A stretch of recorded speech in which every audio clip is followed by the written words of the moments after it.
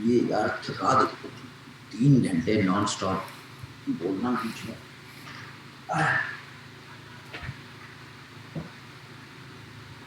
ऊपर ये है कि मुझे खुद बड़ा मजा आ रहा है सारी एक हिस्ट्री को पढ़ना ना, वो बड़ा अच्छा लगा।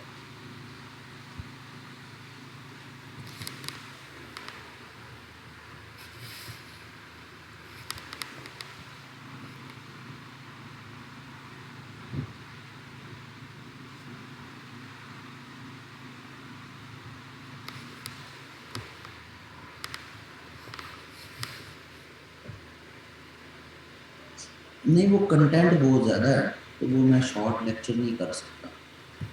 कंटेंट बहुत ज्यादा है। इस तरह के सेक्शन तो मैं अपने लिए रखता हूँ बेसिकली, कि मैं खुद जो है ना वो पढ़ने के साथ जुड़ा रहूं। फीस तो मिल जाती है, कोई और सेशन शुरू कर लूंगा उसमें भी फीस आ जाएगी।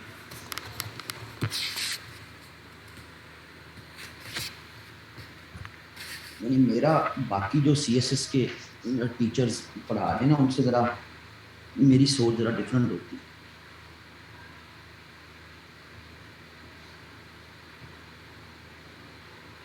मैं साल में एक आधा सेशन इस तरह का ना, एक दो सेशन हट के वो जरूर रखता हूँ, कि जिनका मकसद अल्टीमेटली जो है ना वो स्टूडेंट को तो उससे फायदा होता ही होता है। असल मकसद यही होता है कि मैं साथ साथ पढ़ता रहूँ।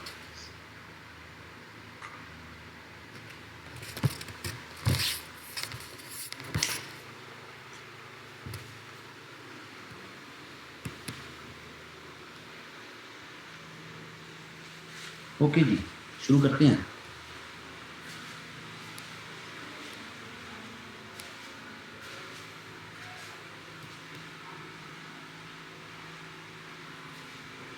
और अब्दुल गफार साहब किसको बता दूं, the Congress of Vienna does not walk but it dance, elucidated दी को। तो इसके जवाब में आपने कहना है कि जनाब इसका जो शुरू का पोर्शन है ना जी, उसमें वाकई यही लग रहा था कि ये डांस ही हो रहा है, एंजॉय हो रहा है, क्योंकि पहले 4 महीने कंपटीशन ही हुए हैं वहाँ पे, इंजॉयमेंट्स ही हुई हैं, डांस कंपटीशन हुए हैं, चीज कंपटीशन, स्पोर्ट्स कंपटीशन, यही काम होते रहे। लेकिन ये सिर्फ कह देना कि यहाँ सिर्फ डांस ही होता रहा था, यानी इंजॉयमेंट ही होती रही थी, ये नाकाफी है। क्योंकि यहाँ बैठ के यूरोप के फ्यूचर को भी डिसाइड किया गया था। कौन सा फ्यूचर, फिर आप उस पर आ जाएंगे। कैसे प्रिंसिपल ऑफ लेजिटिमेसी, कैसे जो है वो कांग्रेस ऑफ वियना ने सेटलमेंट्स की, कैसे पेरिस के साथ ट्रीटी की, वो सारी की पूरी कांग्रेस की डिटेल। फिर उसके बाद अगली कांग्रेसेस में वही चीज आगे डेवलप हुई। तो इसने इसका जवाब चलना था सवाल का।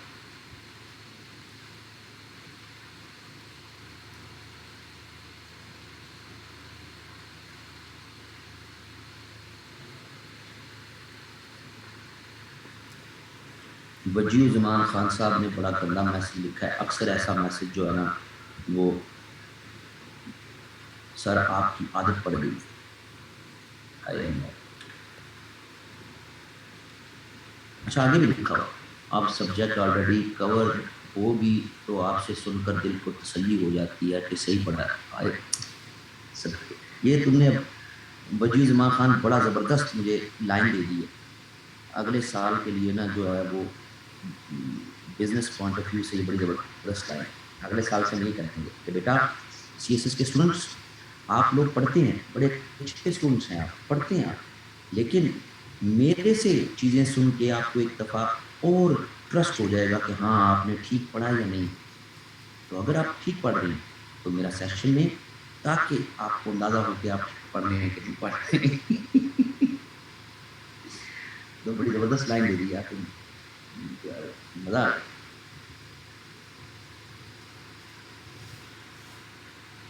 क्या बात।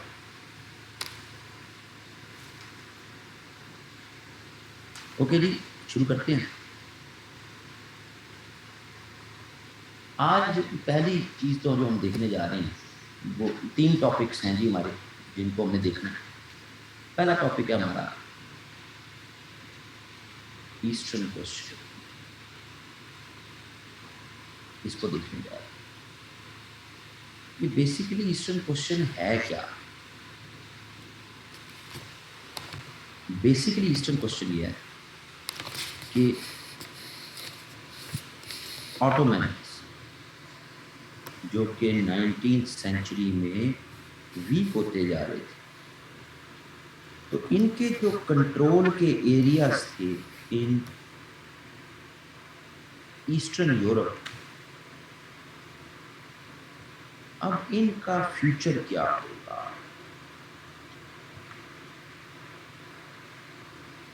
इस टॉपिक को कहा जाता है यूरोप की तारीख में ईस्टर्न क्वेश्चन। सही, बाजी आयशा ने हमें लेमैन कह दिया जी, शर्म तो नहीं आ रही, उस्ताद को लेमैन कह दिया।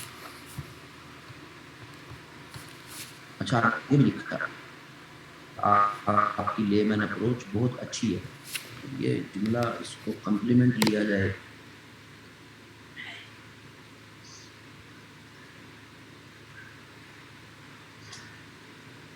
चलो शुक्रिया।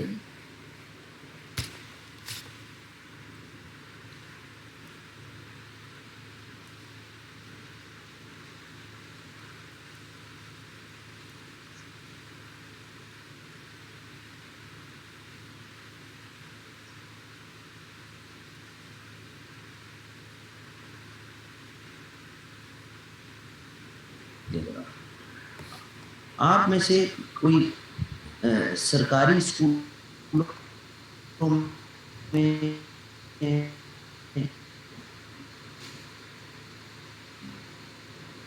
स्कूल में कोई मैट्रिक तक पढ़ा? आपने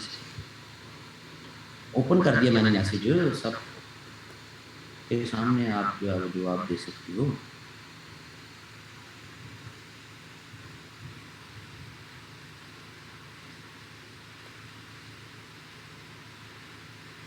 तो मेरा जो टीचिंग का अंदाज़े बयान है ना, वो प्राइमरी और मैट्रिक में जो आप सरकारी स्कूलों में जिन उस्तादों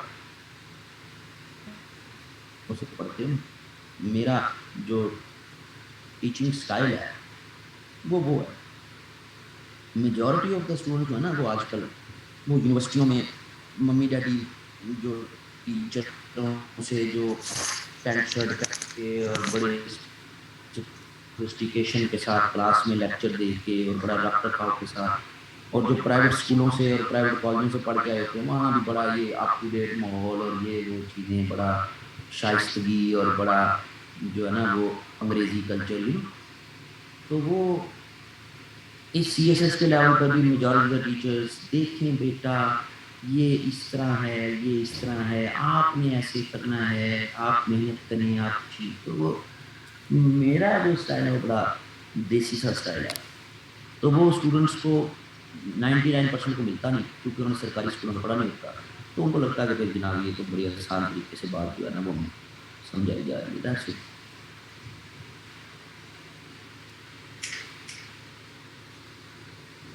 ना ना ना ना ना डॉक्टर साहब, ऐसे टीचर्स जो पढ़ाते हैं ना, वो तो हमारे लिए जो है वो बड़े, मैं उनको दुआएं देता हूँ।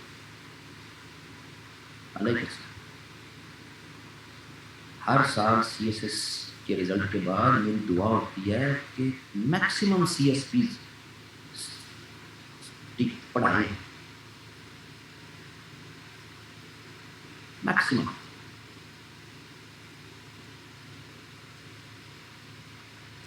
फिर उनसे पढ़ने के बाद जब स्टूडेंट हमारे पास आता है ना, तो फिर बड़ा मजा आता है। चलो अब अपनी अपनी उंगलियां जो है ना उनको मुनासिब जगहों पर कंट्रोल में रख लो, ताकि मैं जो है लेक्चर दे सकूँ।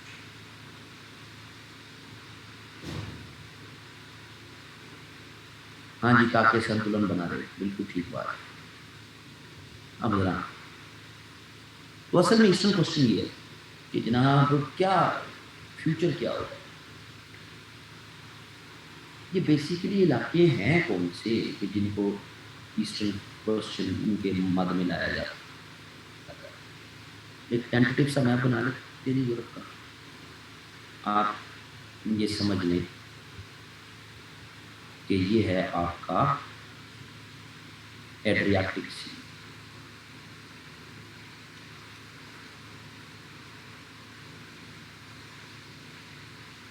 ये आज का इटली है, उस वक्त नहीं था। ठीक है, ये समझ लें आप कि ये इलाके ग्रीस और इनके दरमियान ये सी है जिसको कहते हैं एजियन सी।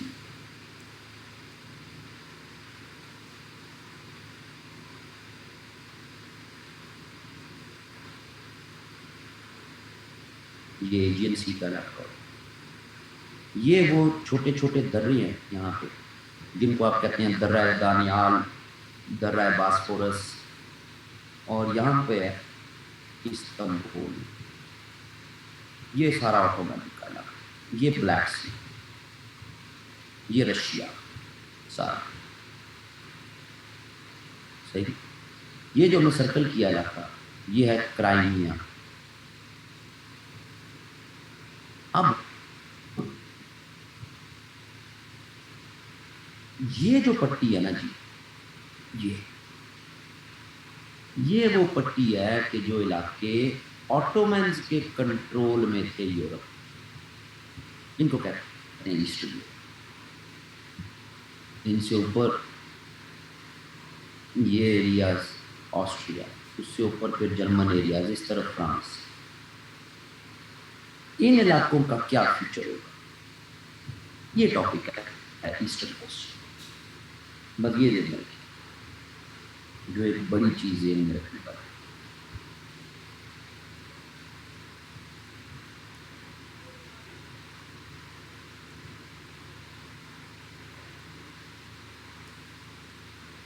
ये 19वीं सेंचुरी में इनके वीक होने की वजह से ये सरफेस हो गया इशू, लेकिन इससे पहले भी था।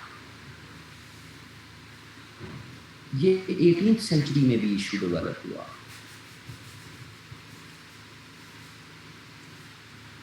लेकिन 18वीं सेंचुरी में ऑटोमन्स ने अपनी बड़ी खूबसूरती के साथ जान छुड़ा दी। 18वीं सेंचुरी में सबसे ज़्यादा इशू रशिया से होता था, क्योंकि रशियन ये क्लेम करते थे कि हमारे क्रिश्चियन भाइयों पर जुल्म हो रहा है, हमारे क्रिश्चियन भाइयों को ऑटोमन्स अपने तरीके से कंट्रोल करने की कोशिश करते हैं अपने लॉज के जरिए, इनको इनके लॉज के मुताबिक चलाना चाहिए, रिवॉल्ट होती नहीं। सो अल्टीमेटली ऑटोमन्स ने एक ट्रीटी की रशियंस के साथ कि यार ठीक है, जो है वो इलाके हमारे हैं, तुम है नहीं अबू जी बन रहे हो हमारे इलाकों के, ठीक है क्रिश्चियन हैं, तो ऐसा है कि तुमने किसी भी तरह की सिविल वॉर, किसी भी तरह की आर्म्ड स्ट्रगल, इसको सपोर्ट नहीं करना इन इलाकों में। तो रशियन ने कहा अच्छा जी, बदले में हमें क्या मिलेगा जी? कहा जी बदले में इन इलाकों में हमारे जो ये इलाके हैं ईस्टर्न यूरोप के ये इलाके, इन इलाकों में हम तुम्हें इख्तियार देते हैं कि इन इलाकों से रिलेटेड अगर कोई छोटे मोटे लोगों के मसाइल हैं, सही है, तो वो तुम रशिया तुम हल कर लेना। सही। इन इलाकों में रहने वाले ईसाई क्रिश्चियन, उनके जो प्रॉब्लम्स हैं वो हम तुम्हें इख्तियार देते हैं ना कि तुम हल कर। प्लस इन ईसाइयों पर हम किसी तरह का जुल्म नहीं करेंगे। इस ट्रीटी को 18वीं सेंचुरी की ट्रीटी है, इसको कहते हैं कुटचक केनार्डजी, ट्रीटी ऑफ कुटचक केनार्डजी इसका नाम।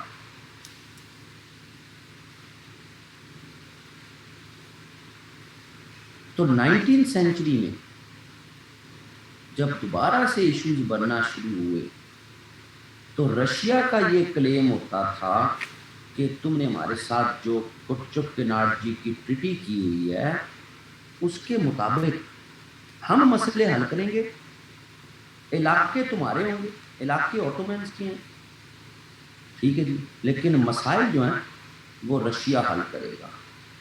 ये हमारी ड्यूटी हुई।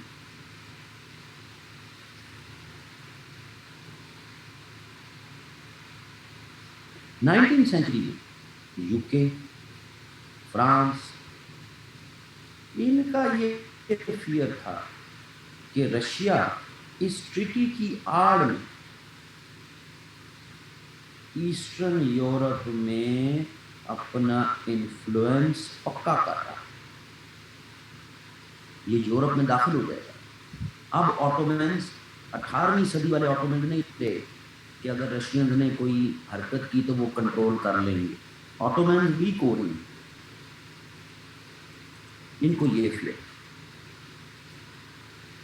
ऑटोमन्स को भी फियर था कि अब हम पहले जैसे नहीं है, रशिया भी पावरफुल पहले से ज्यादा हो गया हो, तो रशियंस हमें इन्फ्लुएंस करेंगे, हमें प्रेशराइज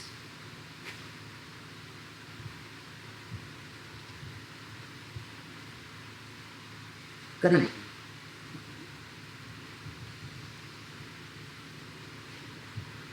और ऑटोमन ने 19वीं सेंचुरी में दो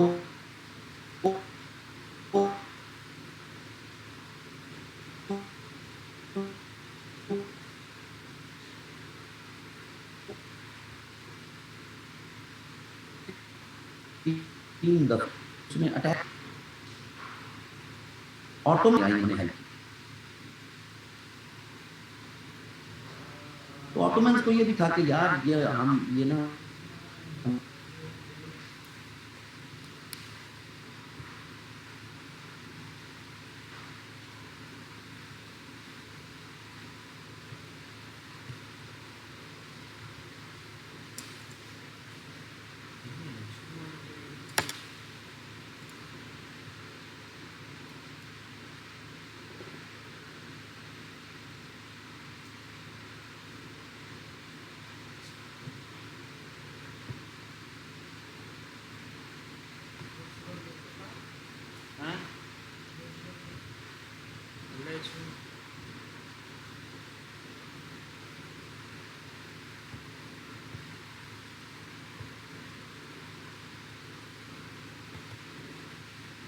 तो काबिल कबूल नहीं है हमें। ठीक है रशिया अपना इन्फ्लुएंस बनाए, पर छोटे छोटे आजाद मुल्क क्यों बनाने हैं? ठीक है ऑटोमन्स का कंट्रोल होते, मसाइल रशियन हल करें, जो पहले 100 साल पहले क्या हुआ, क्या जरूरत क्या पड़ी।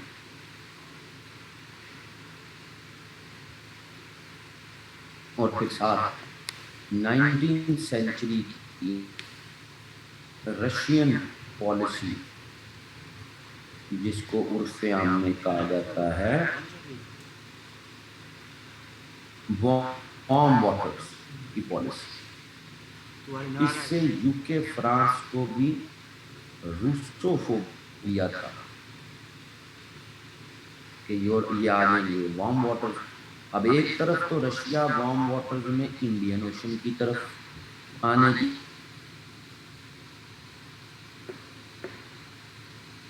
एंग्लो अफगान वॉर्स भी हुई हमारे केपी के इलाके में, ताकि अफगानिस्तान में ऐसी हुकूमत रहे जो रशिया के हक में ना हो बल्कि ब्रिटिश इंडिया के हक में। और दूसरी तरफ ये रशिया इस ब्लैक सी के रास्ते, इस एजियन और यहाँ पे नीचे मेडिटेरेनियन, इसमें भी आने की कोशिश, तो अब अगर इन एरिया में आना तो इन एरिया से भी आ सकते। सो एक तरफ ब्लैक सी, एजियन सी, एड्रियाटिक, मेडिटेरेनियन, वार्म वाटर्स, और दूसरी तरफ इंडियन ओशन। तो ये एक फियर था बहुत बड़ा यूके फ्रांस को, ये इशू, ये डिफरेंसेस इनके सॉर्ट आउट नहीं हो सकते। तीसरी तरफ 19वीं सेंचुरी में रशिया ईस्टर्न यूरोप में नेशनलिज्म्स एंड इंडिपेंडेंस की तहरीकों को भी सपोर्ट करता गया। इसकी एक बड़ी एग्जाम्पल जो है सर्बिया, 1830s का सर्बिया, उसकी इंडिपेंडेंस जब हुई है, ठीक है, अंडर जो है वो ऑटोमन थे ये इलाके। तो इंडिपेंडेंस मतलब कि अब खुद मुख्तारी, आजादी नहीं आप कह लें, आप कहें खुद मुख्तार, इंडिपेंडेंस का वर्ड लूज फ्रेमवर्क में, खुद मुख्तारी। तो उसमें भी पीछे रशियंस का। तो ये तो आजादी की तहरीकों को सपोर्ट कर रहे हैं भाई, ये तो बड़ा मसला बन रहा है। सही। इसी तरह बल्गारिया के इलाके में रेवोल्यूशन जो है वो सपोर्ट होते रहे। तो ये तो बड़ा इशू है जी, बड़ा मसाइल की जो है वो गढ़ बन रहा है जी। हमें तो नहीं है काबिल कबूल किसी की तरह। सो जनाब, इस मसले का हल क्या है? यहां भी यानी कि एक आप कह लेंगे रिवॉल्ट्स को रशिया सपोर्ट कर रहा है।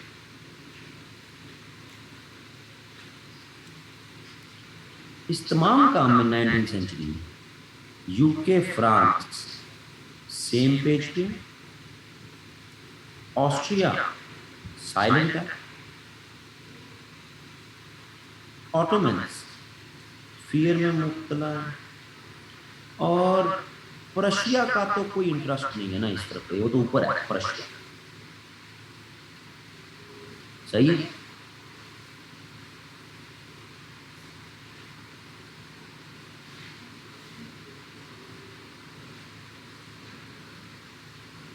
इन हालात में अब ये जरूरी हो गया कि जनाब रशिया को रोका जाए, उसको कंटेन किया जाए।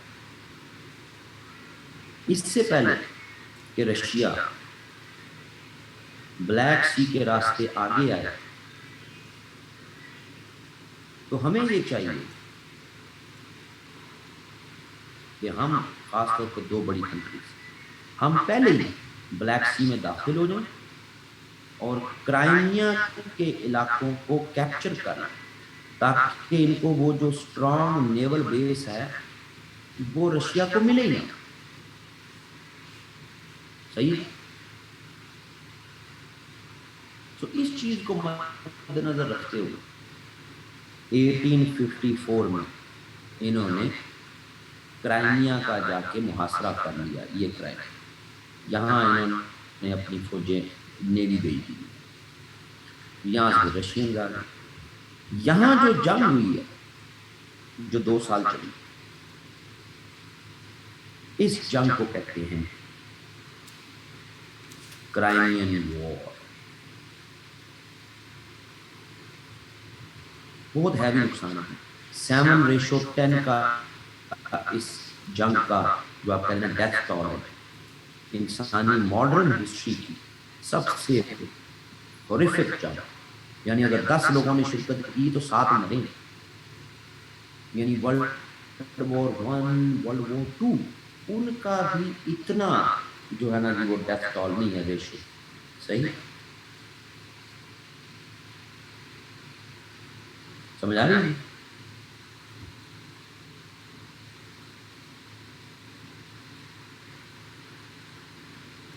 तो ये तो सारे फैक्टर्स हैं इस वॉर की तरफ ले जाने वाले। इस वॉर के एंड ने यूरोपियन हिस्ट्री को बड़ा खूबसूरती के साथ शेप किया, क्योंकि जब ये वॉर हुई तो यूके और फ्रांस ये वॉर लड़े। सार्डिनिया एंड पीडमोंट वो सपोर्ट में आया था। ऑस्ट्रिया साइलेंट रहा, न्यूट्रल रहा। रशिया साइलेंट रहा, न्यूट्रल रहा। समझ आ रही?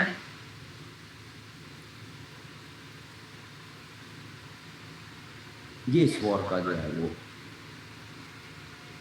इनकी जरूरी है, ये पीडमाउंट एंड सार्डिनिया वगैरह जो है ना, इनको समझना है। अभी अगला जो हमारा टॉपिक होगा वो इसी के साथ कनेक्टेड है। कि ये हुआ क्या। रशिया को सिर्फ एक कंट्री ने सपोर्ट किया है, और वो कि जिसकी आज़ादी के लिए रशियन ने 1830s में ग्रीस भी आज़ाद हुआ था, तो इसकी आज़ादी में भी बड़ा अहम किरदार अदा किया। सही है।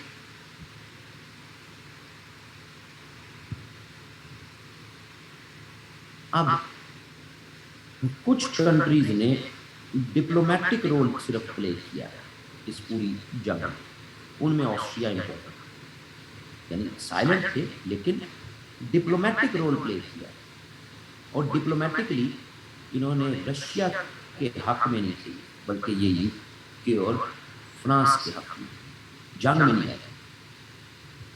जबकि प्रशिया ये मुकम्मल न्यूट्रल रहा है, ये इसने कोई डिप्लोमेटिक रोल भी प्ले नहीं किया। सही है।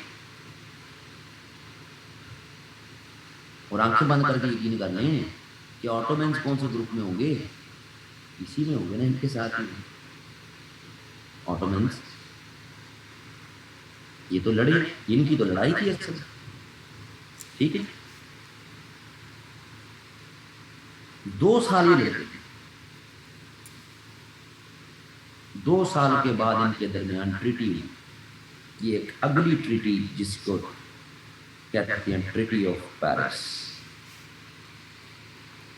2 साल की लड़ाई के बाद ट्रीटी ऑफ पेरिस कई है, हर ट्रीटी ऑफ पेरिस की अपनी एक यूनिक जो है ना सिग्निफिकेंस।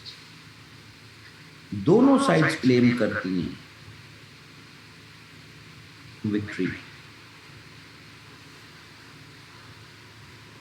रशियन भी क्लेम करते हैं, यूके फ्रांस वगैरह भी क्लेम करते हैं, लेकिन इसकी ट्रीटी के पॉइंट्स जो है ना जी, उससे हमें फिर वाज़ेह होता है कि किसकी विक्ट्री हुई और किसकी डिफीट हुई।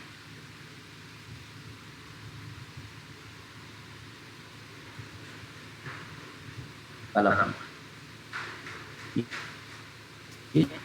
जो ब्लैक सी है ना जी, ब्लैक सी में कोई वॉरशिप्स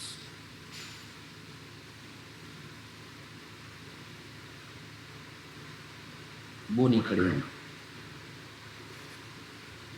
ना रशिया के ना ऑटोमन्स के। सही है। ना ही किसी अदर पावर।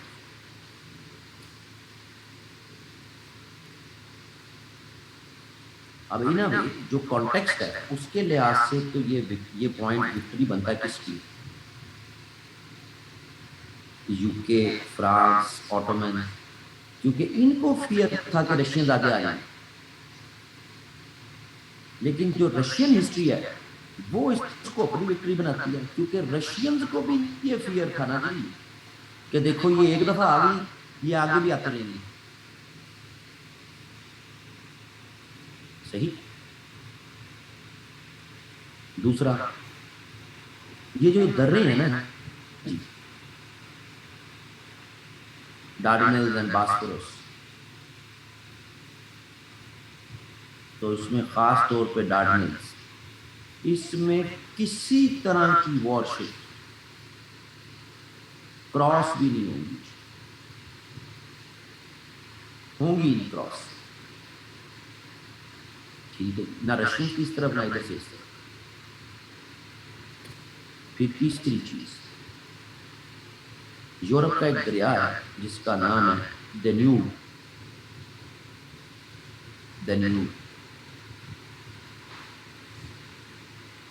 बड़ा दरिया यूरोप की, जो यूरोप के अंदर जो रिवर्स की ट्रेड है ना, उसमें सबसे बड़ा दरिया है डेन्यूब।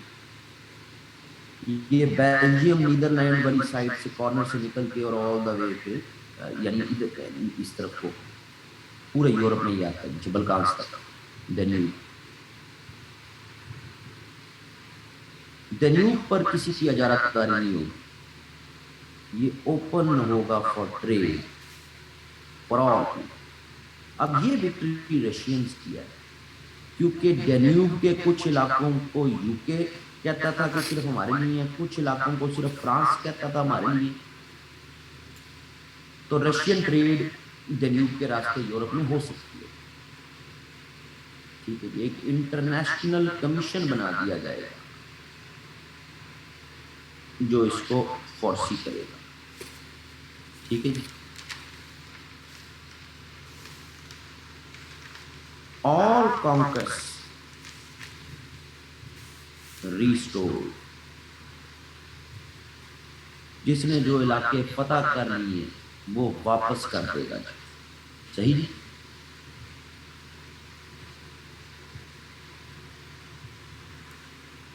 इस पॉइंट में हम देखते हैं कि रशिया ने ज्यादा रिटर्न किए हैं इलाके तुर्की को, क्योंकि अब फ्रांस और यूके तक तो जंग नहीं ना गई, इलाके तो वही थे जो टर्की के थे। तो इस पॉइंट से ये लगता है कि जैसे रशिया को ज्यादा विक्ट्री मिली थी। हाँ जी, वैसे क्या देखना चाहते हैं? ठीक है, मैंने भी कभी कभी आपके साथ की आप भी टीचिंग करना चाहते, आप क्या पढ़ाओगे मेरे स्टूडेंट्स को?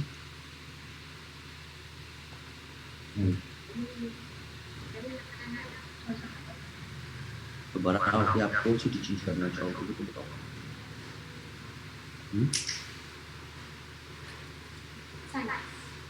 साइंस। ओ हाँ, मेरे स्टूडेंट्स का को एक पेपर साइंस का भी होता है, वो बड़ा मुश्किल लगता है। आप पढ़ाओगे? क्या पढ़ाओगे साइंस में? हमारा ये जो होते हैं क्या? वो healthy habits, how to वो पॉपुलेशन में होते हैं चीज़ों का क्या रखना चाहिए, एनिमल का मारना नहीं चाहिए। एनिमल्स को नहीं मारना चाहिए, तो फिर वो तो एनिमल्स बहुत ज़्यादा नहीं होती दुनिया में। एनिमल ज़्यादा ही चाहिए, एनिमल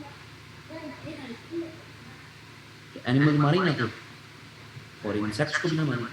इंसेक्ट को ना, इंसेक्ट को कभी तो हेल्दी हैबिट्स कौन कौन सी आप बताओ? वार्म हैबिट्स, वार्म हैबिट्स, वो चिली हैबिट्स, जिसमें cold and slow, cold and slow. अच्छा, ये मतलब अच्छे हैं। हमारे एनिमल्स की बॉडी पार्ट्स, एनिमल्स के बॉडी पार्ट्स, और कार्निवोर एनिमल्स की ना वेपन्स का। कार्निवोर कौन से होते हैं एनिमल्स? वो जो बहुत खतरनाक, तो उनके ना वो कैसे कैसे उनके क्लॉज होते हैं, कैसे वो ट्रैक करते हैं, ये बताएं। तो वो आप टाइप्स ऑफ डायनासोर भी बताएंगे? मेरी तो डायनासोर की कितनी टाइप्स? डायनासोर तो अलग है। 11 कौन कौन सी? Velociraptor, tyrannosaurus rex, carnivorous, stegosaurus, ankylosaurus, Pachycephalosaurus, Digimon, Pteranodon, Dimorphodon, Dimetrodon, Spinosaurus, Mosasaurus, Plesiosaurus, और इतनी टाइप्स हैं, इतनी टाइप्स आपको याद है? yes, आपका फेवरेट डायनासोर कौन सा? मेरा है वेलोसिरैप्टर। वेलोसिरैप्टर, अच्छा। वो सुपर इंटेलिजेंट। तो वो क्या खाता है? वो मीट खाता है या सब्जी खाता है? मीट। तो आपको मीट वाला जानवर पसंद है? yes, वो ज़्यादा अच्छे लगते हैं, उन लोग की ना बॉडी शेप इतनी अच्छी है। अच्छा, तो मैं फिर अब अपना पढ़ा लूँ, फिर आप बाद में देख लेना फिर। हैं? तो इतने टाइप्स ऑफ डायनासोर तो मेरे स्टूडेंट्स को याद ही नहीं रहने। मैं भी हर दिन मेरी एक डायनासोर का खाऊंगा, फिर ना एक वीक में एक डायनासोर खाऊंगा, समझाऊंगा, फिर दूसरी वीक में ऐसा ही रहता है। तो डायनासोर अंडे देते हैं या बच्चे? अंडे, they are lizards। अच्छा, लिजर्ड्स हैं वो, अंडे देते हैं। अच्छा, वो अंडे फिर अपने वो जिस तरह मुर्गी अंडों पे बैठ जाती है वैसे बैठ जाती है वो, या वो क्या करती है? नहीं, उनको उसको हीट नहीं चाहिए, उनके हाइट ना ठंडे एनवायरनमेंट में भी हैच हो सकते हैं, सुपर वार्म में भी है तो खुद ही वाइट है। यस, बर्फ या बर्फ। अच्छा। यस। हम्म। तो आजकल तो डायनासोर के एग मिले हैं, वो एग ले आए हैं, उसको तजुर्बा करेंगे रात को। ये तो सिर्फ साइंटिस्ट, ये तो सिर्फ अमेरिकन के साइंटिस्ट ने बनाए। अमेरिकन साइंटिस्ट ने? यार वो जुरासिक वर्ल्ड की नहीं देखा? हाँ, अच्छा अच्छा यहाँ पे साइंटिस्ट करता है। अच्छा, ठीक है।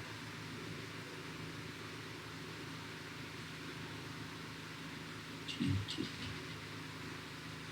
चलो मैं अभी इनको फिर ये वाली चीज़ें पढ़ा दूँ, फिर आप इनको वो पढ़ा लें, हैं? अगर कोई इंटरेस्टेड हुआ तो आप फीस कितनी लोगे? फीस 200 बस? मैं ज़्यादा नहीं पैसे ना लेता हूँ। अच्छा, ज़्यादा पैसे से ज़्यादा फीस नहीं लेगी, थोड़ी फीस लेगी। यस। ठीक। तो 200 में आप सारे डायनासोर्स बता दोगे? यस। Very good. हाँ, हमें पढ़ना है किसी ने 200 रुपये में जो है वो सारे डायनासोर।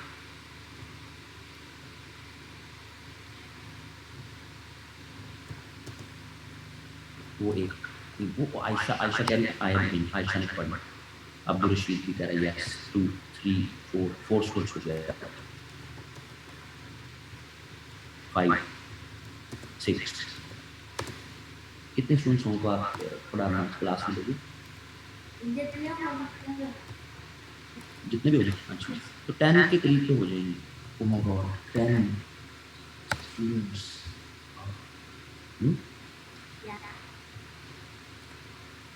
चलो ठीक है, तो वो हैं तो आप क्यों आए हो अब?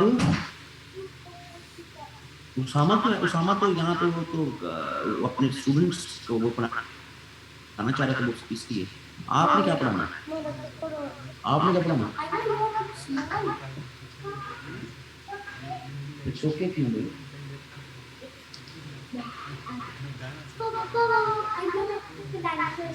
अच्छा, अभी आप दोनों चले जाओ, अब मैंने क्लास ले ली है। और उसामा भाई पानी लाया उसने, देखो ये पानी ला छोटा। चल, इसके बाद लूडो, रात का वक्त हो जाना, पागलो सो जाओ।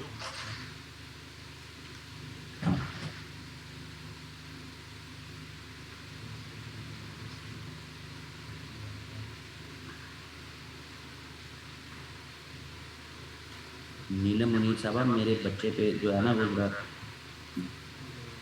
200 फीस 2000 तुम दोगी, तुम्हारे इरादे ठीक नहीं लगते।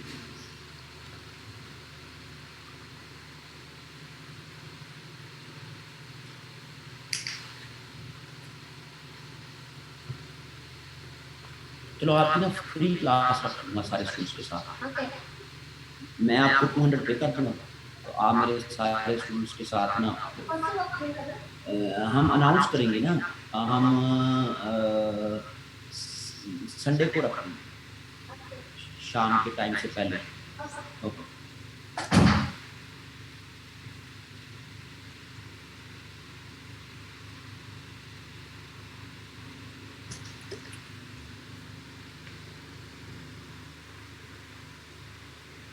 लो जी, सो न्यू ओपन हो गया जी, डार्डन्स हो गया जी, ब्लैक सी हो गया जी। उसके बाद अगली बात, अगला बड़ा इंपॉर्टेंट है, no interference in internal matters of Ottoman empire. अब ये पॉइंट रशिया की बहुत बड़ी डिफीट है, क्योंकि ये तो कुचक केनार्जी ट्रीटी के कॉन्टेक्स्ट में इंटरफेरेंस इनकी अलाउ की हुई थी खुद ऑटोमन ने। समझ आ रहा है? यानी पहले 3 पॉइंट्स एक तरफ और ये एक पॉइंट है कि जो तमाम पावर्स मनवा गई रशिया से, ये एक पॉइंट साबित करता है कि रशिया क्राइमियन वॉर में उसकी डिफीट हुई, ग्राउंड पे नहीं, ऑन पेपर, क्योंकि कच्चक केनार्जी ट्रीटी खत्म हो गई इस पॉइंट की वजह से। क्लियर है जी?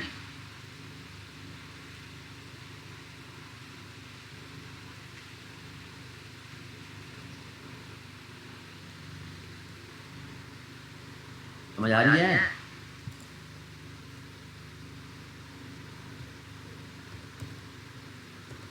और पहले मेरे से तो पढ़ ले, मेरे बेटे पे तो पहले जाके जो है ना वो वेटिंग टू सी यू, पहले मेरे से तो पढ़ ले।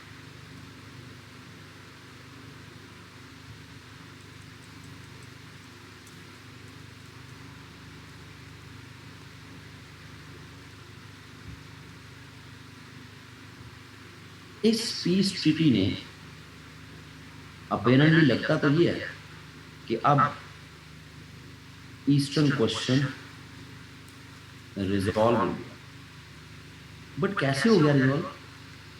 वही ऑटोमैन है, वही उसके एरियाज हैं, वही ऑटोमैन की वीकनेस है। इन एरियाज में अब अगर रशिया इन्वॉल्व नहीं होता, यूके फ्रांस इन्वॉल्व नहीं होता, तो क्या ऑटोमैन्स की इतनी पावर है कि वो इन एरियाज में उठने वाले नेशनलिज्म, देखो जी, जो एक दफा नेशनलिज्म उठ जाते हैं ना जी, चाहे बाहर से सपोर्ट आई हो, वो फिर दबते तो नहीं।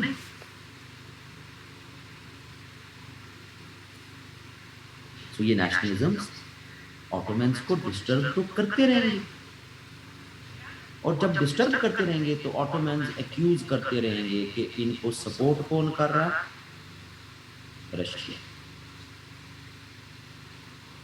ठीक, तो ऑटोमैन्स और रशियंस के दरमियान हॉस्टिलिटी ये तो प्रिवेल करती रहेगी, ये खत्म नहीं होगी, और ये नहीं खत्म हुई। 2 डेकेड्स के बाद 1877 में रूसो तर्किश वॉर दोबारा हुई। 1877 दोबारा इनके दरमियान जंग हुई। क्लियर है? इसी इशू पर कि जनाब ये हमें डिस्टर्बेंसेस पैदा कर रहे हैं, इस पर फिर ट्रीटी हुई।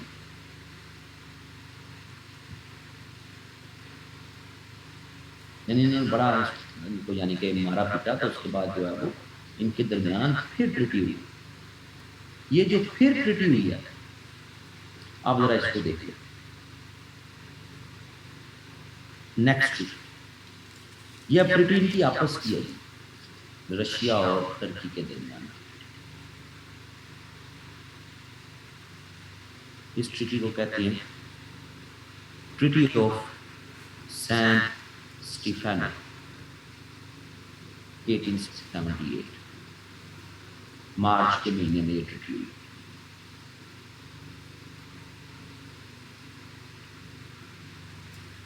बड़ा मारा रशियन टर्किश, और इस ट्रीटी के पॉइंट्स बता देंगे कि रशिया को कितनी बड़ी विक्ट्री हुई। देखिए, सर्बिया जो पहले थोड़ी बहुत इसकी खुद मुख्तारी थी, अब फुल इंडिपेंडेंस। सही की।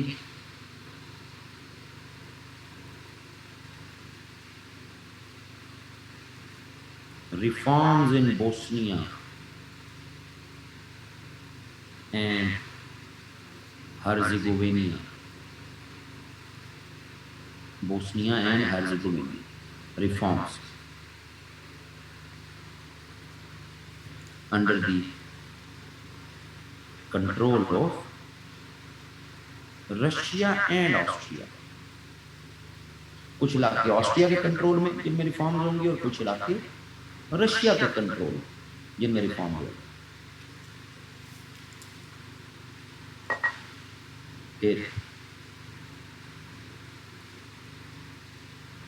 Reforms under the control of Russia in Armenia. Armenia के इलाके भी ऑटोमन्स के थे बेसिकली, उनमें भी रशिया के कंट्रोल में रिफॉर्म हुए।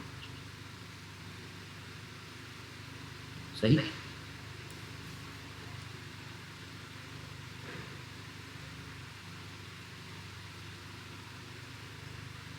independence of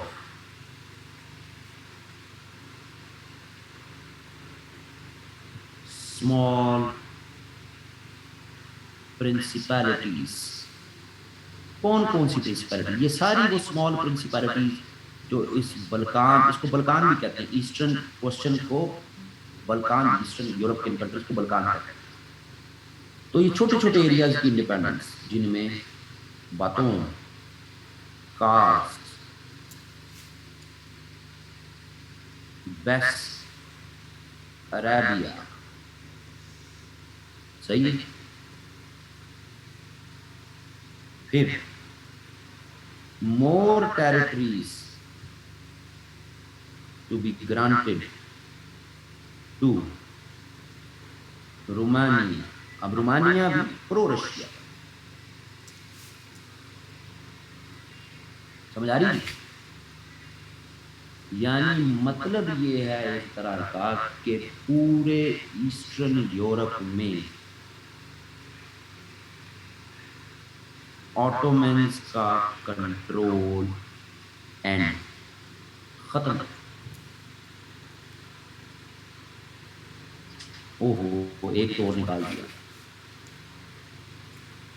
independence and enlargement of Bulgaria खत्म हो।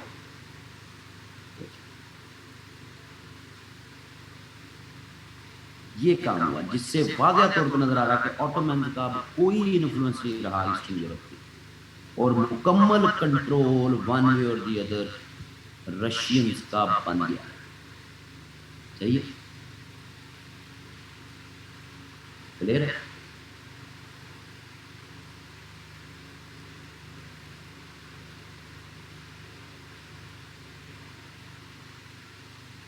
तो ये ना तो यूके चाहता था ना फ्रांस चाहता था, लेकिन रशियन ने, अब यूगोस्लाविया तो था ही नहीं उस वक्त, फिल्में चलाई जाएंगे यूगोस्लाविया।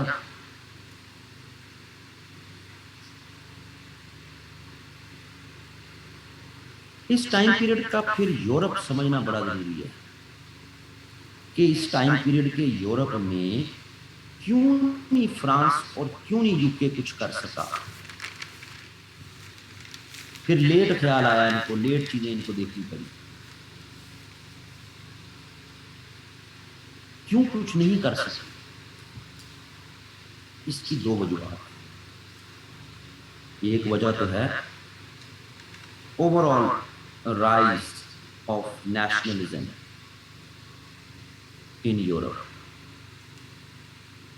यूरोप में इस 1860s 1870s इसमें नेशनलिज्म इतने राइज पे गया है कि ये जितनी इंडिपेंडेंसेस मिली हैं इलाकों को, फ्रांस और यूके इनको रिजेक्ट नहीं कर सकते थे।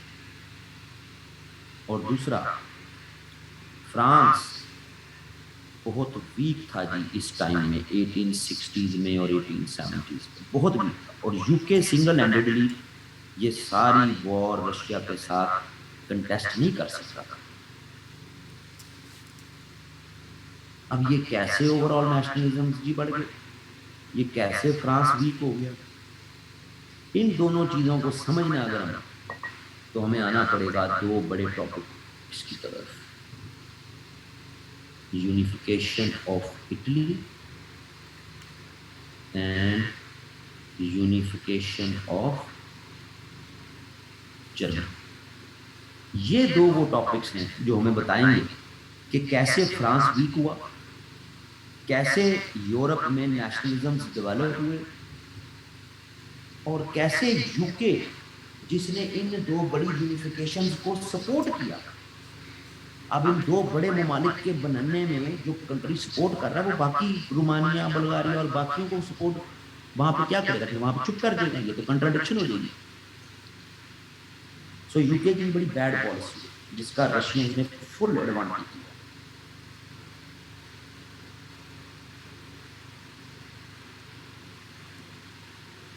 तो पहले चलते हैं यूनिफिकेशन ऑफ जर्मनी की तरफ, फिर चलेंगे यूनिफिकेशन ऑफ इटली की तरफ जाके हमें जो है वो दोनों हम समझ सकते हैं कि उनके साथ हुआ।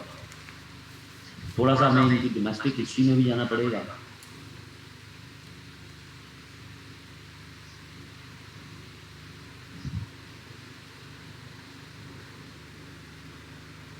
तो देखते हैं इटली की यूनिफिकेशन देखते हैं। 1815 में जब कांग्रेस ऑफ वियना बैठी तो ये इटली के इलाकों में छोटी छोटी जो किंगडम्स थी, जो कि नेपोलियन ने जिनको डिफीट किया था, जिनको अपने अंदर जम कर लिया था, इन छोटी छोटी किंगडम्स में लोगों का ये बड़ा ख्याल था कि हम एक इटली, हमारा एक मुल्क बना दिया जाएगा। लेकिन वो जो थी ना प्रिंसिपल ऑफ लेजिटिमेसी, उसके तनाजुर में इनको मुख्तलिफ स्टेट्स में डिवाइड कर दिया गया। जिस तरह पहले उनमें डिवाइड हो, ठीक है जी। ये 3 कैटेगरीज में इनको कहा जाता है। एक वो कि जो नॉर्थ नॉर्थ की वो स्टेट्स जो कि ऑस्ट्रिया और स्विट्जरलैंड के बाउंड्री के साथ जिनको बनाया गया टायरो, वेनेशिया, सवे, लोम्बार्डी, सही है। ये नॉर्थ जिनकी बाउंड्री सारी उनकी। फिर सेंट्रल स्टेट्स बनाई जिनमें पीडमाउंट एंड सार्डिनिया, टस्कनी, मोडेमा, परमा, सही है। और फिर साउथ स्टेट्स, यूं करके तो है ना इटली, यूं करके यूं करके ऐसे इटली का मैप एक तरह लंबा सा। साउथ में सिसिली, फिर किंगडम ऑफ टू सिसिलीज, ये भी अलग मुल्क। फिर पेपल्स, पेपल स्टेट्स, ये साउथ होगी 13। 1 2 3 4 5 6 7 8 9 10 11 हैं, 12 13 13 बन।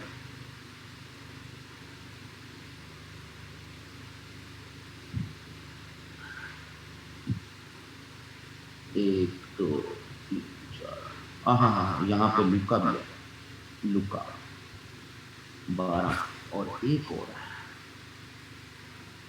1 2 3 4 5 6 7 8 9 10 11 12, 13 मिस होगी मेरे से। कायरो, इंडोनेशिया, सवे, लोम्बार्डी, पीडमाउंट एंड सार्डिनिया। ओहो, 1 2 3 4 5 6 7 8 9 10 11 12 को, हाँ तो ये पीडमाउंट एंड सार्डिनिया अलग अलग है ना, 1815 में अलग अलग है। आगे चल के फिर ये दोनों इकट्ठी हो जाती। सो यूं इनको डिवाइड कर दिया गया। तो एस्पिरेशन तो ये थी कि जी हम एक हो, इकट्ठे हो। 1815 से लेके 1848 तक ये एस्पिरेशन जिंदा रही कि हम एक हो, ये सारे एक मुल्क इटली बना। तारीखी तौर पर द ग्रेट रोमन्स हम एक थे, नहीं रोम कोई स्टेट नहीं। तो ये एस्पिरेशन रही है, पर इकट्ठे हो कैसे?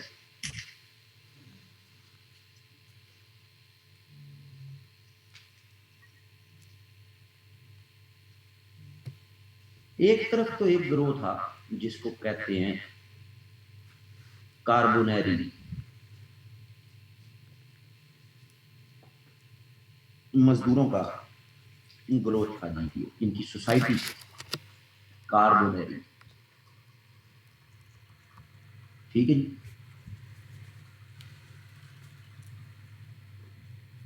इनका ख्याल था कि रेवोल्यूशन लाया जाए, इनकलाब बर्पा किया जाए, तभी ये इत्तेहाद हो सकता है, सब इकट्ठे हो सकते हैं। सही। और दूसरी तरफ जो ग्रोथ था जिनको कहा जाता है, यानी ये तो कभी यहाँ पॉपुलर हुए ही नहीं ना, दूसरा जो ग्रोह है वो फिर है इटालियन फिलोसोफर्स।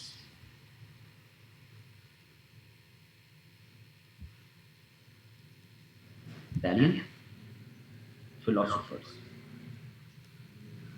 ये इटालियन फिलोसोफर्स जो ना जनाब, तीन बड़े फिलोसोफर जिनका इम्पैक्ट नजर आता है हमें, इनकी यूनिफिकेशन। इनमें एक का नाम है मेजीनी, दूसरे का नाम है जियोबर्टी, ठीक है जी, और तीसरा जो ग्रुप है उनको कहा जाता है लिबरल रॉयलिस्ट। इनमें तीन चार फिलोसफर लिबरल रॉयलिस्ट, ये तीन ग्रोथ इंटेलेक्चुअली, ये तीन ग्रोथ जो चाहते थे यूनिटी, लेकिन इनका एजेंडा डिफरेंट था। मेजीनी चाहता था कि एक रिपब्लिक बने,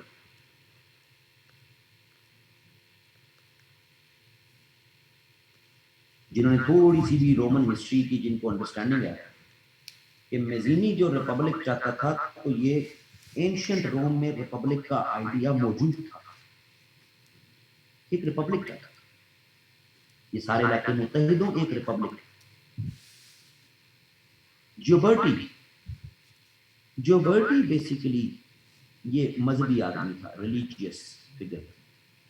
ये चाहता था पॉप रोम में जो बैठा हुआ पॉप, उसकी सरबराही में ये सारी 13 स्टेट्स इकट्ठी हो जाए, एक हो। ये भी जिन्होंने रोमन हिस्ट्री पढ़ी हुई है उनको इस पॉइंट की भी इजीली कि तारीखी तौर पर ये पॉइंट, ये कोई बच्चों वाली बातें नहीं कर रहे थे, एक रिच रोमन हिस्ट्री जो है वो इनके पॉइंट्स में नजर आती है, इनके आर्गुमेंट्स में नजर आती है। लिबरल रॉयलिस्ट इनका ख्याल नहीं, एक किंग के अंडर इन 13 स्टेट्स में से अगर कोई स्टेट ज्यादा पावरफुल है तो वो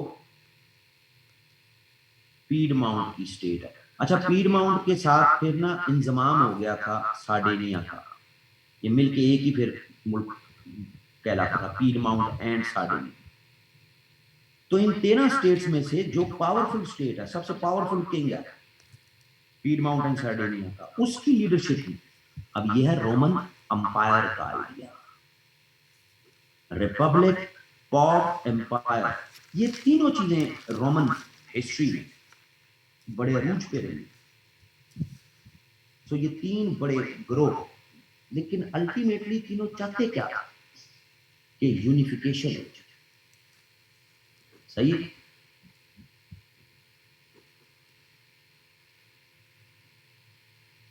क्लियर।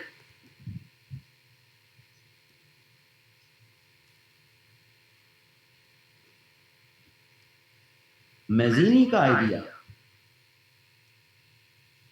कामयाब नहीं हुआ, लेकिन लोगों में जो इंटेलेक्चुअल आप कह लो कि अपराइजिंग है, उसमें मेजीनी का बड़ा रोल है कि हाँ, लोगों में जो थॉट डेवलप हुई ना कि हमें एक हो जाना चाहिए, उसमें मेजीनी सबसे इंपॉर्टेंट। सही।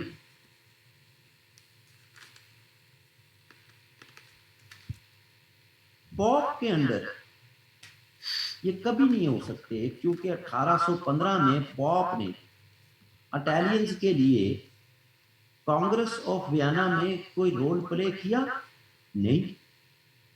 तो इटालियंस पॉप को नहीं अच्छा समझते कि नहीं भाई ये ठीक है, मजहबी काम करे, सियासी काम पॉप के अंदर नहीं हो सकता। और जिस मुल्क ने ये यूनिफिकेशन करवाई है फिर वो वही है जी, पीडमाउंट एंड सार्डिनिया।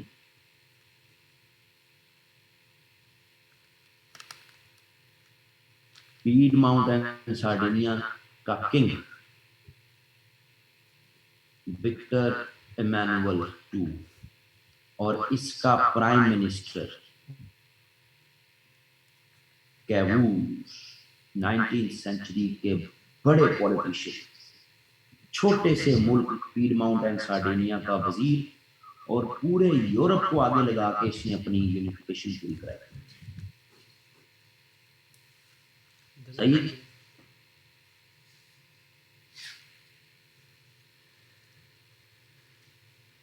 मेरा पसंदीदा तरीन यूरोपियन हिस्ट्री का जो शख्सियत है वो ये कॉमेलो डी कैवूस, दूसरा बिस्मार्क। इसने इटालियंस को यूनिफाई किया, इसने जर्मन्स को यूनिफाई किया और दिमाग लड़ा के किया। हालात के को देखते हुए फैसले नहीं किए, हालात को अपने मुताबिक मोल्ड कर लिया दोनों, कॉमेलो डी कैवूस एंड बिस्मार्क। सही है?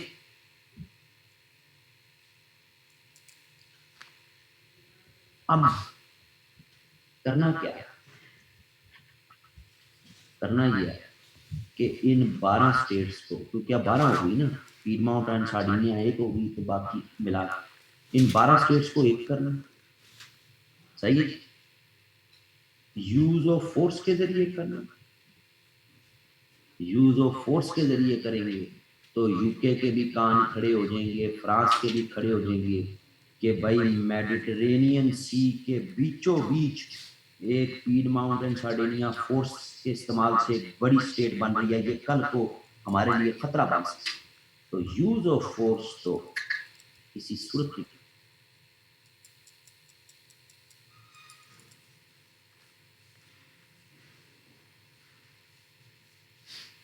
तो एक कंसेंट डेवलप करवाना कि तमाम स्टेट्स एक कंसेंट डेवलप हो जाए उनमें कि हाँ हमने एक होना चाहिए। प्लस हमारे कई इटालियन स्पीकिंग पॉपुलेशन के एरियाज ये 1815 से इलाके ऑस्ट्रिया को दे दिए गए थे और कुछ इलाके फ्रांस में शामिल, जो 1815 से भी पहले थे। हमने इनसे भी इलाके वापस ले लिए। अब इनसे इलाके वापस लेने तो क्या डिप्लोमेसी से लेंगे? तो इनसे तो डिप्लोमेसी से नहीं ले सकते, दोनों बड़ी पावर्स, छोटी पावर्स नहीं हो ना, कोई छोटी मोटी पावर उपलब्ध है तो यहां तो हमें वॉर ही करनी पड़ेगी। तो जब हम इनके साथ वॉर करेंगे तो यूके का क्या रिस्पॉन्स होगा, रशिया का क्या रिस्पॉन्स होगा? सही है? क्योंकि इन दो कंट्रीज का न्यूट्रल रहना काफी नहीं है, ये हमें सपोर्ट करें डिप्लोमेटिकली।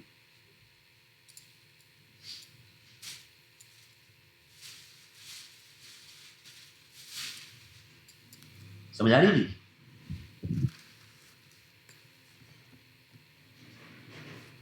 सो इतना इजी नहीं है ना, कोई यूज ऑफ फोर्स करनी है, बड़ी स्टेट्स के साथ जंगें करनी है।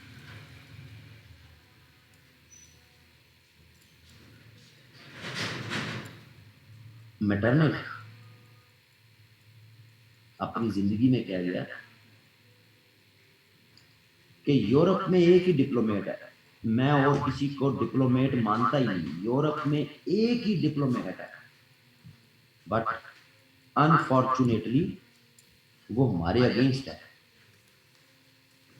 और वो है कैवूर। ये मैं टर्निफ देखा कि यूरोप में बस एक ही डिप्लोमेट है। जाहिर है ऑस्ट्रिया से इलाके वापस लेने हैं तो जंग करनी पड़ेगी ना, क्यों जी? सो पहला काम तो ये है कि ये जो बाकी 11 स्टेट्स हैं उन पर अपनी धाक बिठानी है, उन पर अपना एक इमेज डेवलप करना है कि सबसे पावरफुल स्टेट कौन सी है, पीडमाउंट एंड सार्डिनिया। पहला काम तो ये करना। तो इसकी फिर डोमेस्टिक रिफॉर्म्स बड़ी मशहूर है।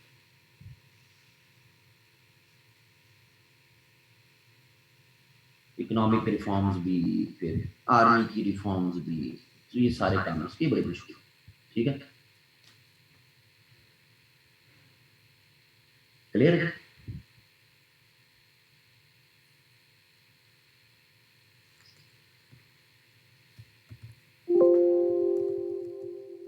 इन रिफॉर्म से इसने पीडमाउंट एंड सार्डिनिया को एक पावर डेवलप करवाया।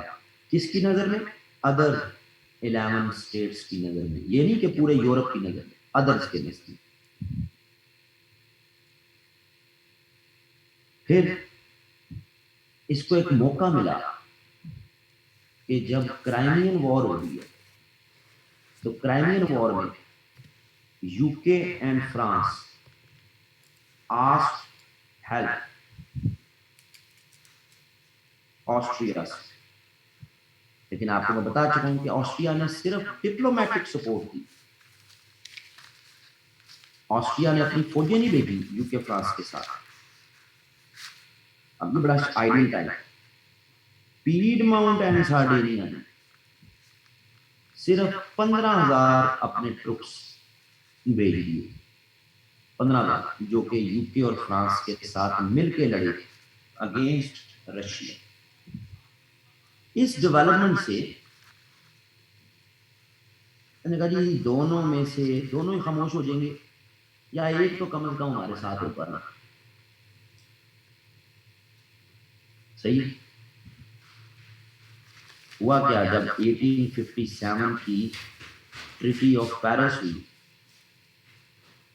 वही क्राइमियन वॉर के एंड पे, इसमें कैवूर को भी इनवाइट किया गया कि तू भी आ भाई, तू भी हमारे साथ जाने लड़ी थी, तू भी सिग्नेटरी होगा। मतलब यूरोप में अब पीडमाउंट एंड सार्डिनिया को एक पावर के तौर पर रिकॉग्नाइज कर लिया। सही। इस फोरम पर जहां सारे बड़े यूरोपियन बैठे हैं, इसने इटालियन एरियाज जो कि ऑस्ट्रिया के कब्जे में थे उसकी आवाज उठा दी। उन्होंने कहा जनाब इस फोरम का इस्तेमाल करते हुए मैं ये वादा करवाना चाहता हूं तमाम यूरोपियन पावर्स को कि ऑस्ट्रिया ने जो हमारे इलाके पकड़े हुए हैं वो हमें वापस करेंगी। अब ये ऑस्ट्रिया के का किंग वहां पे मौजूद और पॉलिटिशियन मौजूद, ये क्या बात कर गए? तो काफी गुस्से के साथ ऑस्ट्रियन डिप्लोमेट्स ने इसको जवाब दिया। तो इन्हें बाकी बात देखो जी, ये इनका हाल है, बात करने पे ही जनाब ये देखो कैसा कैसा एग्रेशन कर रहे हैं। कल को हमारी कोई जंग होगी इनके साथ तो मैं पूरे यूरोप को ये वाज़ह कर दूं कि यूरोप उम्मीद है कि यूरोप ऐसे गासिबीन के साथ नहीं खड़ा होगा। लो ये उसने ऑस्ट्रिया की तो बकरी बजा दी। कमाल की स्ट्रैटेजी।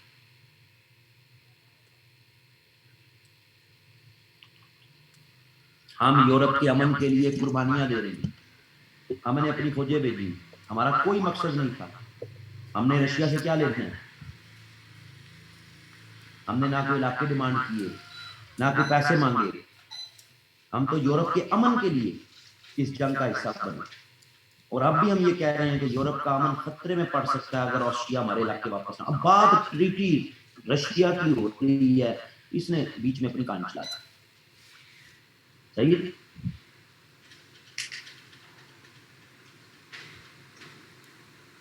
अब जो जो एंटी ऑस्ट्रिया था उसने या तो वहां पर कैमूर की बात को सपोर्ट किया ओपनली, या साइलेंट कॉन्टेक्स्ट में किसी भी नापसंदीदगी का इजहार नहीं किया। मसलन फ्रांस का नेपोलियन III उस वक्त रूलर था, उन्होंने कहा बिल्कुल ठीक कह रहा है कैमूर। अब उसको तो नहीं पता था कि कैमूर की नजर फ्रांस के इलाकों पे भी है, लेकिन उनका बिल्कुल ठीक कह रहा है कैमूर। ऑस्ट्रिया वालों दो ना यार इनके इलाके वापस को। कैसा? दूसरी तरफ रशिया जो कि वहां ट्रीटी करने आया और क्लेम कर रहा है कि हमारी विक्ट्री हुई है, वो कैमूर की तकरीर सुन रहे हैं जिसमें वो कह रहा है कि मेरे ख्याल में हमने यूरोप के पीस के लिए कुर्बानियां तो दी हैं, हमने रशिया से क्या दुश्मनी थी हमारी, लेकिन शायद हम गलत थे, तो मेरा ख्याल है हमें रशियन से माजरत कर लेनी चाहिए। अब रशियन तो अपने इस क्लेम में थे ना कि हमने विक्ट्री हासिल की, ट्रीटी यहां होगी, तो रशियन ने इनके किरदार पे कोई नापसंदीदगी का इजहार नहीं किया, साइलेंस रखी। प्लस रशिया भी एंटी ऑस्ट्रिया हो चुका था कि यार 1848 से 50 तक हंगरी में जो इनकलाब आया था, इसको दबाने के लिए कौन आया था ऑस्ट्रिया की हेल्प के लिए? हम आए थे। और जब हमें 1854 से 56 में जरूरत थी ऑस्ट्रिया की, तो ऑस्ट्रिया जनाब सपोर्ट कर रहा था यूके फ्रांस को, साइलेंट था, हमारे साथ नहीं मिला। क्या वो ठीक कह रहा है? समझ आई कैसे रशियंस को उसने ट्रैप किया, कैसे उसने फ्रांस को ट्रैप किया, और बात तो वो कर रहा है आजादी की, फ्रीडम की, तो यूके ने तो सपोर्ट करना ही करना। सही है?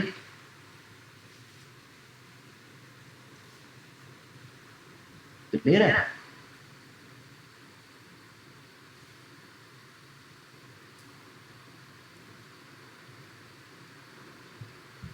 कहानी समझ आ रही है?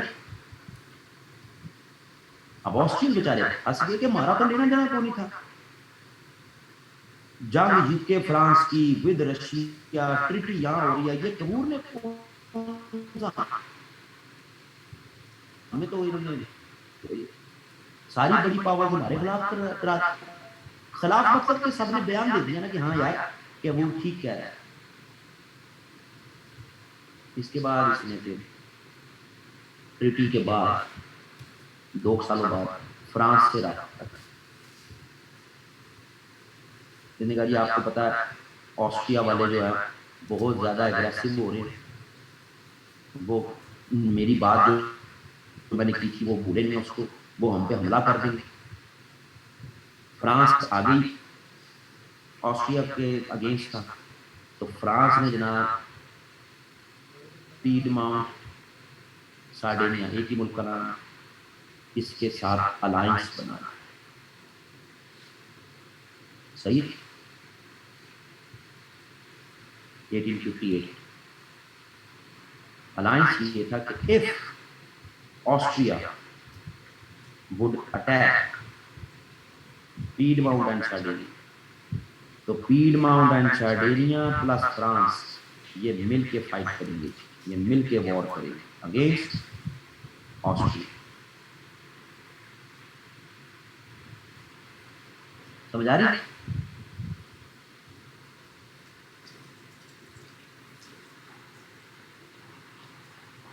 क्लियर है?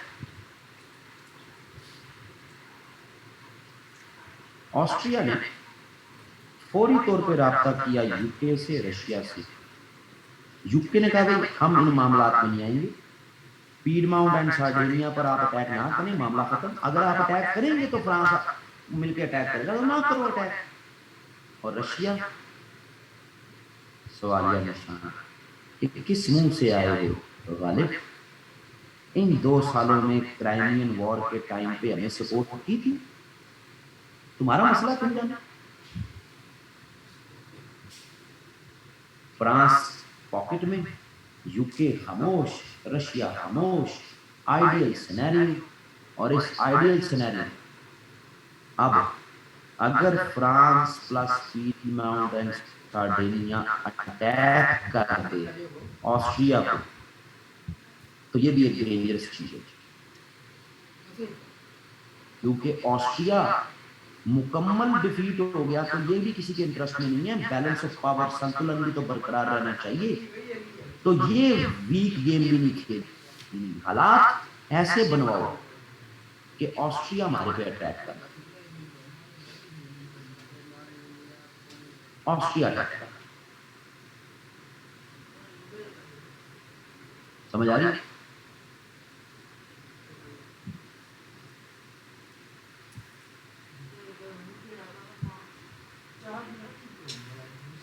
तो ऑस्ट्रिया हमारे पे अटैक अगर कर देगा तो हम जस्टिफाई हो, कोई सपोर्ट करने नहीं आएगा ऑस्ट्रिया। तो इनके फिर किंग ने ऐसी स्पीचेस की, किंग ने पीडमाउंट एंड सार्डिनिया, तैयार हो जो इटालियन, सफेद तैयार कर लो, हम नहीं छोड़ेंगे, जहां जहां इटालियन भाई हमारे रह रहे हम जाएंगे। सिर्फ तकरीरें, और इन तकरीरों के जवाब में ऑस्ट्रिया ने अपनी आर्मी मोबिलाइज करनी शुरू कर।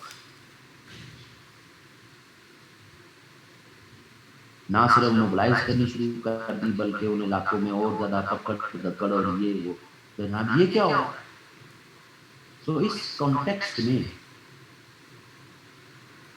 पीडमाउंट and Sardinia as a saviour आगे बढ़ा to protect Italian people from the wrath of Austria. सही है? सो 1859 में ये जंग हुई और इस जंग से इसने जितने नॉर्दर्न इटालियन एरियाज थे वो कैप्चर कर इस जंग के बाद। सही? अब खुद भी एक बड़ी पावर, प्लस नॉर्थ की सारी स्टेट्स साथ मिला ली। तो अब इसने फिर सेंट्रल जो इटली के स्टेट्स थी उनमें पैगाम रसानी भेजनी शुरू करती कि हाँ भाई सुनाओ भाई, नॉर्थ की स्टेट्स हमारे साथ मिल गई, तुम्हारा क्या फ्यूचर है। और आम आदमी में तो मजीनी, जियोबर्टी, इनके आइडियाज कि हाँ हाँ यूनिफाई तो होना चाहिए, यूनिफाई तो होना चाहिए। सही है?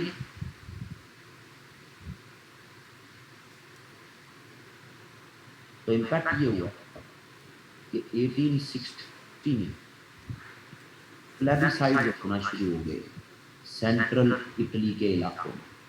ये लिस्ट वो सारे सेंट्रल इटली ये लिखे मुझे शुरू, ये टेस्टिनी, मोडेना, परना, लुका, इन तमाम में जनाब क्या होना शुरू हो गए? प्लेबिसाइड्स। और प्लेबिसाइड्स से लोगों ने ऐलान कर दिया कि हाँ हम पीडमाउंट एंड सार्डिनिया की लीडरशिप में एक यूनाइटेड इटली के हक में हैं। चलो जी मुझे मारो, हो गया। अब रह गई साउथ की स्टेट्स।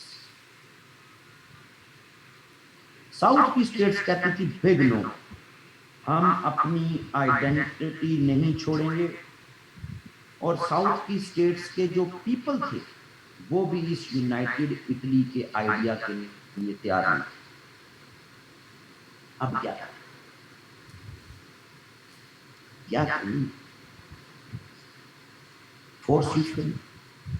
फोर्स यूज करेंगे तो यूके इंटरवीन करेगा, फ्रांस भी हमारी सपोर्ट छोड़ देगा, रशिया भी हो सकता है इस बहाने को बना के आ जाए यूरोप में। और हमने जो सारी गेम बनाई है तो लोग ऑस्ट्रिया भी हमारे खिलाफ इनके साथ मिले। तो फोर्स का तो इस्तेमाल किसी सूरत हम अपना एक रिस्पॉन्सिबल आउटलुक यूके के सामने हमारी बन गई है। फ्रांस हमारा इत्तेहादी है। ऑस्ट्रिया को हमने एक वॉर हरा के नाको चने चुबा दिया है। रशिया साइलेंट है। यही चीज चलनी चाहिए। तो चलाएं कैसे? चलाएं ऐसे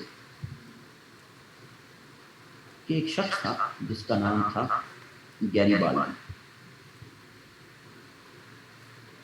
बड़ा रेवोल्यूशनरी तबीयत का आदमी था। ये बहुत अगेंस्ट था कैबूल के, बहुत अगेंस्ट। खास तौर पर 1859 में जिस तरह ऑस्ट्रिया को डिफीट हुई थी ना जी, तो उस टाइम फ्रांस ने भी कुछ इलाके डिमांड किए थे इटली से कि कुछ इलाके हमें दे दे। तो इसने कहा था अच्छा चलो ले लो, फ्रांस को बाद में देखेंगे, ले लो। इस बात पे गैरीबाल्डी बड़ा नाराज था। इसने कैबूल को चपेड़े भी मारे, थप्पड़ मारे थे। यानी इतना बदमाश आदमी गैरीबाल्डी। सही है। अब कैबूल साहब याद रखिए, आखिरी साल चल रहे हैं कैबूल के।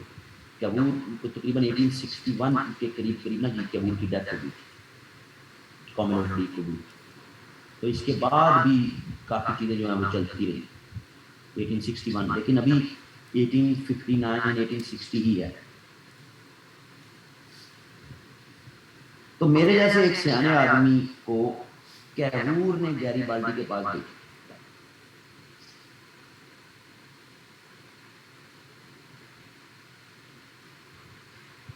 और गैरीबाल्डी को ये बताया कि भाई इनकलाब लाना ना, तो इनकलाब तुझे ये इसलिए ये यहाँ तक के ऊपर की सारी एरियाज, तो ये तो पीडमाउंट, यहाँ पीडमाउंट एंड सार्डिनिया सब इसके साथ मिले। अगर तूने इनकलाब की कोशिश करनी तो इन इलाकों से शुरू कर, इन इलाकों से जहां पर जो किंग मौजूद हैं। 3 बड़ी स्टेट्स है ना, सिसिली, किंगडम ऑफ 2 सिसिलीज और पेपल स्टेट्स। इन इलाकों के जो किंग हैं ये लोगों पर बहुत जुल्म कर रहे हैं। लोग यूनाइटेड इटली में भी नहीं मिलना चाहते, लेकिन लोग बहुत पिसे हुए। तो तू इन इलाकों से अपने इनकलाब की तैयारियां शुरू कर और आगे बढ़।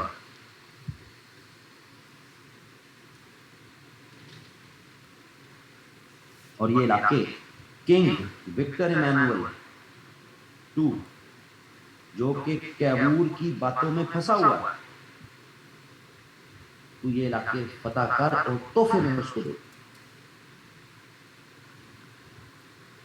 फिर किंग के भी तू करीब हो जाएगा।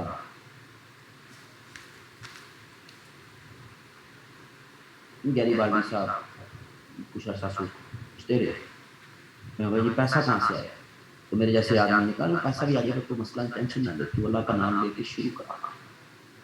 सही। इसने इस तरह किया। इसने एक छोटी सी आर्मी बनाई रेड शर्ट्स के नाम से, इनकलाबी तबीयत का आदमी, रेड शर्ट्स।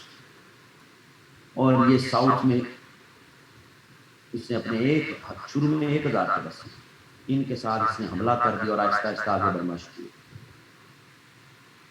ये इन एरिया से किंगडम ऑफ 2 सिसिलीज और ये सिसिली के एरिया। जैसे ये खबर यूके को पता लगा, यूके ने इसको कंडेम किया कि ये कौन है। जैसे ही खबर फ्रांस को पता लगा, फ्रांस ने कंडेम किया, और भाई ये कौन है जो उठ के यकदम ये इनकलाब इनकलाब और ये वाली कहानी शुरू हो गई, 20 को डिस्टर्ब कर। फौरी तौर पर कैबूल ने लेटर लिखा यूके और फ्रांस को, और उन्होंने कहा जनाब हमारा दिल तो नहीं चाहता, लेकिन इस लॉ एंड ऑर्डर के मसले को एड्रेस करने के लिए हमें अलाउ किया जाए कि हम यानी पीडमाउंट एंड सार्डिनिया जो कि अब इटली हो गया है, क्योंकि इसके साथ बाकी सारी स्टेट्स 8 के करीब स्टेट्स हमारे साथ हैं, हम फौरी तौर पर अपने फ्लीट भेजें साउथ में और अमन कायम कर। यूके और फ्रांस ने अलाउ कर दिया कि भाई अपना खर्चा बचाओ, कैमूर भी अपना ही बंदा भेजो। कहानी तो अब आपको समझ आ गई कि जब ये फ्लीट पहुंचे तो साथ किंग भी पहुंच गया और ये साउथ के इलाके तोहफा में गैरीबाल्डी ने विक्टर मैनुअल की झोली में रख दी। विक्टर मैनुअल कैमूर की इस टाइम तक जो है वो डेथ हो चुकी है 1861। विक्टर मैनुअल ने फौरी तौर पर उन्होंने कहा नहीं नहीं नहीं, अल्लाह माफ करे, इस तरह का काम नहीं करना, मैं पहले फ्रांस को यूके को इत्तेमाद में ले लूं। यूके और फ्रांस ने भाई लोगों से पूछो, पीपल, अब पीपल तो किंग से छुटकारा पा दिया था जी, ठीक है विक्टर मैनुअल, पीपल को मनाना कौन सा कोई मुश्किल काम। और साथ ही फिर विक्टर मैनुअल किंग बन गया। लेकिन कुछ इलाके हमारे फ्रांस के पास याद है,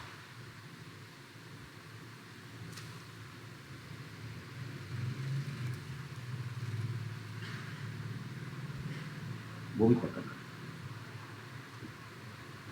कुछ इलाके ऑस्ट्रिया के पास हैं, लेकिन ये वो इलाके जो ऑस्ट्रिया के अंदर है। अभी तक हमने वो इलाके नहीं, यानी ये ऑस्ट्रिया, ये इटली, हमने ये नॉर्दर्न इलाके पकड़े ना। ये भी पीछे देखिए, इटली को डिफीट, ऑस्ट्रिया को डिफीट किया, कहाँ किया,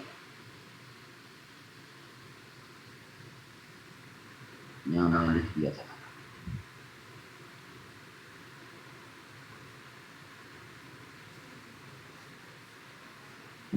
नॉर्दर्न इटली के एरिया कैप्चर, नॉर्दर्न, लेकिन वो इलाके जो यहाँ पे ऑस्ट, सो नो डाउट 1861 में इटली की यूनिफिकेशन हो गई, 13 या 12 स्टेट्स एक हो गई हैं, लेकिन वो कुछ इलाके जो फ्रांस के पास और जो ऑस्ट्रिया के अंदर है, ये भी तो लेनी है ना। इनको लिया वॉर्स के जरिए।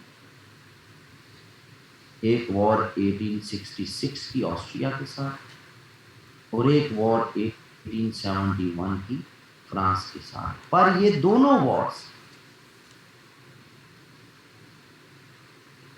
बहुत ऊपर बैठे प्रशिया के साथ, जिसको बाद में जर्मनी कहते हैं, इसके साथ अलायंस बना के लिया। तो इनको समझने से पहले हमें इस जर्मन यूनिफिकेशन को समझना पड़ेगा। और जर्मन यूनिफिकेशन कैमूर की स्ट्रेटजी से भी बहुत बड़ी ऊपर की गई। जर्मन को फिर कल देखिए, क्योंकि जर्मन जब इस फेज में आएंगे ना, तो जर्मन और इटालियन दोनों फिर एक दूसरे के साथ कनेक्ट होगी।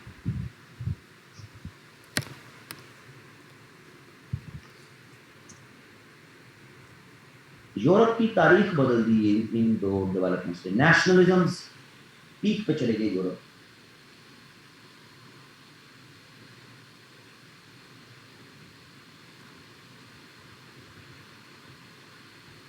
ठीक है जी।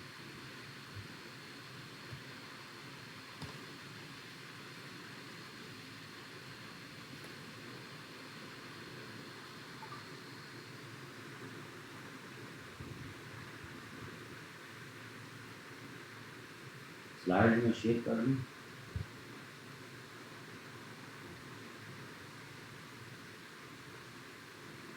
नहीं, फिर कल मुलाकात होती है, कल फिर जर्मनी बनाएंगे और बाकी कुछ डेवलपमेंट्स को देखिए।